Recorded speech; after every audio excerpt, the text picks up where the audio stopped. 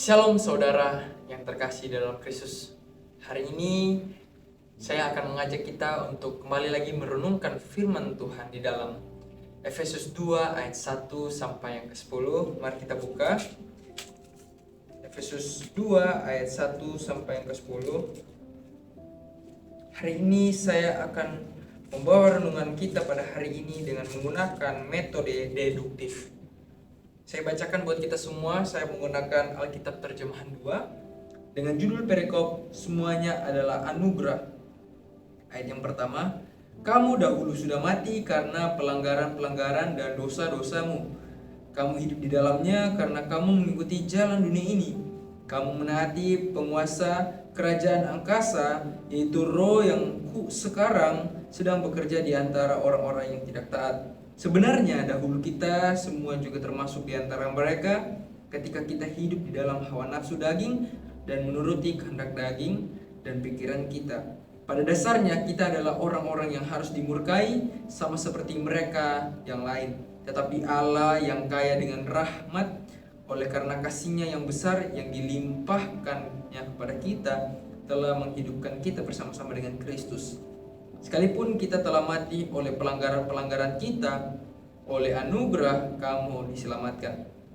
Dan di dalam Kristus Yesus Ia telah membangkitkan kita, juga memberikan tempat bersama-sama dengan Dia di surga, supaya pada masa yang akan datang Ia menunjukkan kepada kita kekayaan anugerah-Nya yang melimpah-limpah sesuai dengan kebaikan-Nya terhadap kita dalam Kristus Yesus.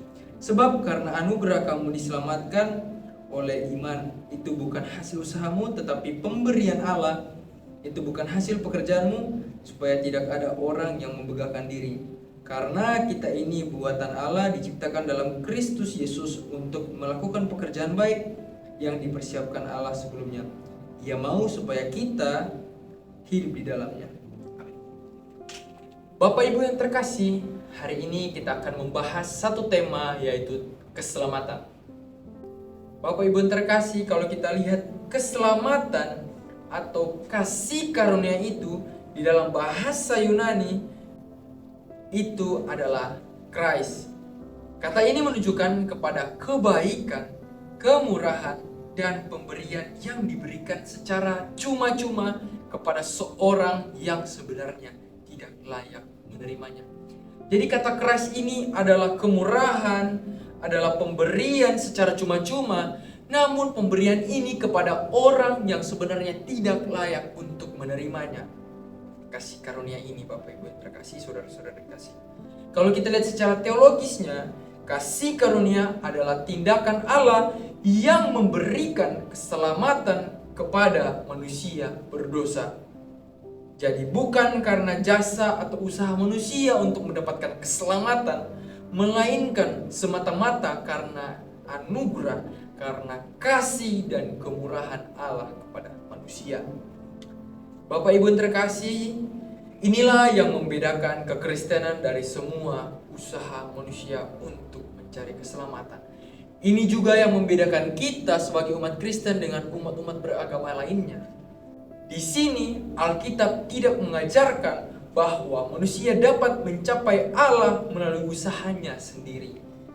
Sebaliknya, Allah yang terlebih dahulu datang kepada manusia melalui Yesus Kristus. Karena itu saudara-saudara yang terkasih, ketika kita berbicara tentang keselamatan atau kasih karunia, kita tidak sedang berbicara tentang apa yang manusia lakukan bagi Allah, tetapi tentang apa yang Allah lakukan bagi manusia. Lewat apa? Lewat Kristus. Lalu Bapak Ibu terkasih, menjadi pertanyaan bagi kita, lalu mengapa keselamatan harus diberikan melalui kasih karunia? Di sini saya akan menjelaskan ada 3 faktor kenapa keselamatan itu harus dimulai dari kasih karunia atau harus diberikan melalui kasih karunia. Yang pertama, kita bisa lihat di dalam Efesus 2 ayat 1 sampai 3. Di sini Paulus mengatakan bahwa karena semua manusia telah berdosa. Di sini Paulus mengatakan, kamu dahulu sudah mati karena pelanggaran-pelanggaran dan dosa-dosamu. Paulus tidak mengatakan bahwa manusia hanya sakit karena dosa atau lemah karena dosa. Melainkan Paulus mengatakan bahwa manusia mati karena dosa. Bapak Ibu yang terkasih, saudara yang terkasih, kematian yang dimaksud bukan kematian fisik, melainkan kematian rohani. Artinya manusia hidup terpisah dari Allah sebagai sumber kehidupan. Dan faktor kedua, kenapa keselamatan harus melalui kasih karunia, yaitu karena kasih karunia diterima hanya melalui iman kepada Yesus Kristus. Jadi setelah Paulus menjelaskan kondisi manusia yang berdosa, Paulus juga memberikan kabar baik melalui dua kata yang sangat penting di dalam ayat yang 4, yaitu tetapi Allah. Ketika manusia tidak mampu datang kepada Allah, di sini kasih karunia itu datang kepada kita. Allah sendiri datang kepada manusia melalui Yesus Kristus, melalui kematian dan kebangkitan Kristus. Di sini Allah menyediakan keselamatan bagi manusia yang berdosa, yang tidak layak untuk menerima keselamatan. Karena itu Paulus berkata, sebab karena kasih karunia kamu diselamatkan oleh iman. Sebab karena kebaikan Allah kita diselamatkan melalui kita mengimani Kristus di dalam hidup kita. Dan yang ketiga, faktor yang ketiga kenapa keselamatan harus melalui kasih karunia, yaitu keselamatan oleh kasih karunia itu menghasilkan perbuatan baik. Di sini banyak orang berpikir bahwa jika keselamatan adalah anugerah, maka manusia tidak perlu melakukan apapun. Namun Paulus menjelaskan bahwa orang yang telah diselamatkan akan mengalami perubahan hidup. Ia berkata, karena kita ini buatan Allah, diciptakan dalam Kristus Yesus untuk melakukan pekerjaan baik. Di sini perbuatan baik bukan penyebab keselamatan, melainkan hasil dari keselamatan.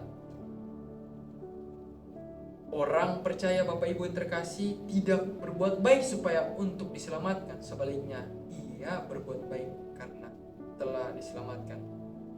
Keselamatan yang sejati akan menghasilkan kehidupan yang semakin menyerupai Kristus melalui kasih, kesabaran, kebaikan, kesetiaan, dan buah roh lainnya.